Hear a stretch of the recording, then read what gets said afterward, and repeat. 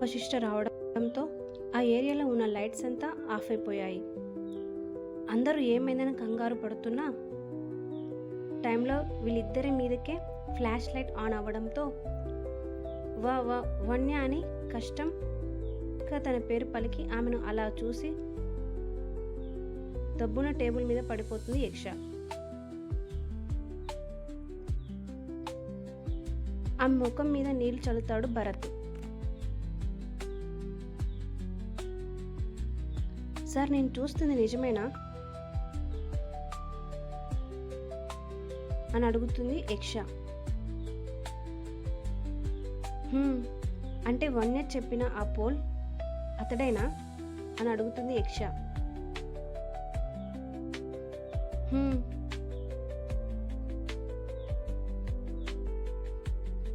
Oh my God, ఎంత హ్యాండ్సమ్గా ఉన్నాడో. పూకి అని మెరిసే కళ్ళతో చూస్తున్న ఆమెను వేడిగా చూస్తాడు భరత్.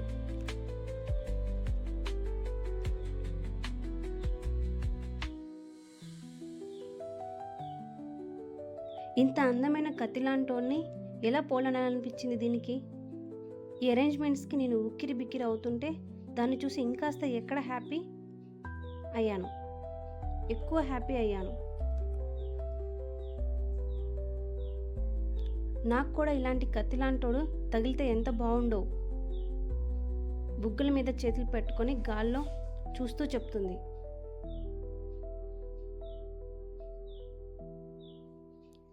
చీ ఆపు, విసుక్కుంటాడు భరత్. కత్తిలాంటోడంటే గుచ్చుకుంటాడేమో నవ్వుతూ చెప్తాడు అశ్వ.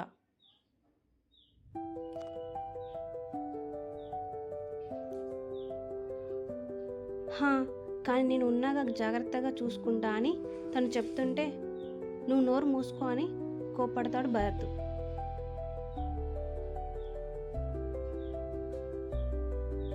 ఎందుకు?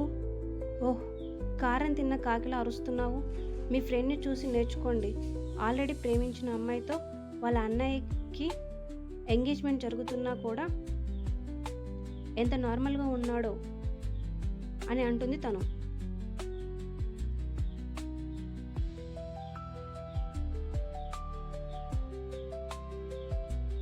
అప్పటి వరకు అరువు తెచ్చుకున్న నువ్వు అశ్వ ముఖం మీద మాయమవుతుంది యక్ష మాటకి.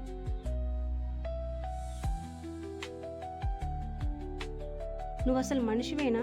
పక్కనున్న ఫీలింగ్స్ గురించి పట్టించుకోవా అని అరుస్తాడు భరత్.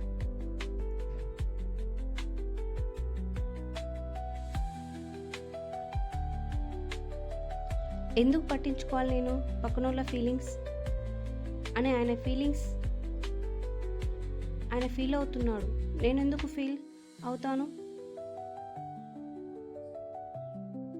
అయినా ఇద్దరు అమ్మాయిలు ఒకే అమ్మాయిని ప్రేమించడం ఏంటి? విడ్డూరం కాకపోతేను ప్రపంచంలో ఇంకా అమ్మాయిలు దొరకలేదా మీకు అని అడుగుతుంది యక్ష.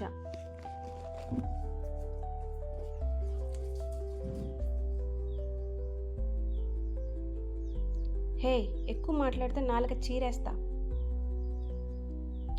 ఇప్పుడు మీరు నా బాస్ కాదు. నేను వన్య కోసం మాత్రమే మీతో వచ్చాను. మీరు అంటుంటే సైలెంట్గా ఉంటాను అని మాత్రం అనుకోకండి సార్ అని ఒత్తి పలికి ముఖం పక్కకి తిప్పుకుంటుంది యక్ష.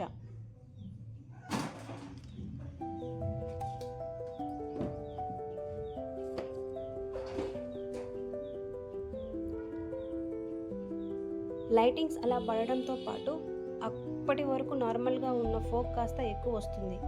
పైనుండి ఫ్లవర్స్ రైన్ ఇద్దరి మీద పడుతుంది. సైడ్ అరేంజ్ చేసిన క్రాకర్స్ బ్లాస్ట్ అవుతాయి. వశిష్ఠ పెదవుల మీద ఒకలాంటి నవ్వుతో స్టైల్గా వాక్ చేస్తుంటే బెరుకుగా అతడికి కాస్త వెనుక అతడి చెయ్యి పట్టుకొని నడుస్తుంది వన్య.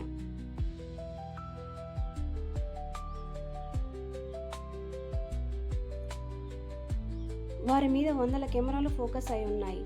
అది లైవ్ వేస్తుంది కూడా టీవీస్లో. వశిష్ఠ ఆల్రెడీ అందరికీ స్ట్రిక్ట్గా చెప్పాడు అతడు వన్య ఫొటోస్ని ఎవరు లీక్ చేయకూడదని.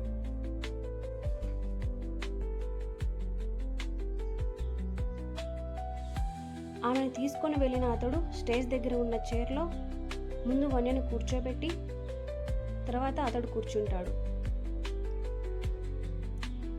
ఈసారి సువర్ణ గారు స్టేజ్ ఎక్కి మైక్ అందుకోవడంతో స్టేజ్ దిగుతాడు ధర్మ.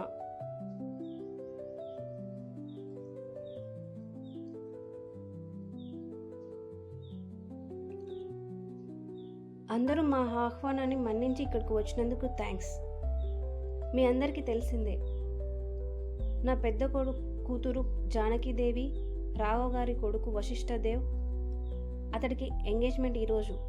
కానీ ఎవరితో ఈ ప్రశ్న అందరిలో ఉండే ఉంటుంది.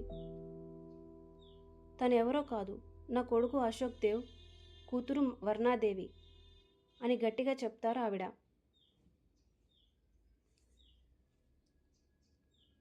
Thanks for watching our video. Do like and comment and subscribe. Thank you.